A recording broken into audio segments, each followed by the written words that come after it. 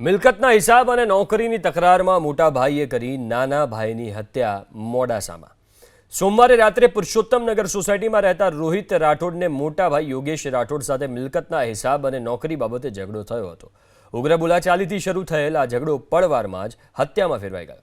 ઉશ્કેરાયેલા મોટા ભાઈ યોગેશે નાના ભાઈ રોહિતને છાતીના ભાગે લાત મારી જમીન પર પછાડી દીધો. બાદમાં ગળે ટૂંપો આપીને હત્યા કરી. પરિવારજનોએ બૂમાબૂમ કરતા આસપાસના લોકો પણ સ્થળ પર દોડી આવ્યા. સ્થાનિકોએ જાણ કરતા મોડાસા ટાઉન પોલીસે સ્થળ પર પહોંચી અને આરોપી ભાઈ યોગેશ રાઠોડની ધરપકડ કરી વધુ તપાસ હાથ ધરી છે.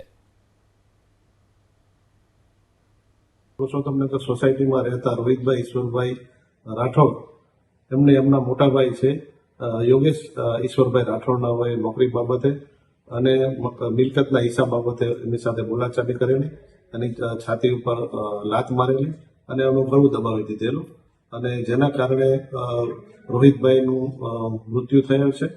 જે અનુસંધાને મોડાસા ટાઉન પોલીસ સ્ટેશનની અંદર ગુનો દાખલ કરવામાં આવેલ છે. મરણ જનારનું પીએમ કરવામાં આવેલ છે તથા આરોપીને રાઉન્ડ અપ કરી લેવામાં આવેલ છે અને આગળની તપાસની કાર્યવાહી હાલ ચાલુ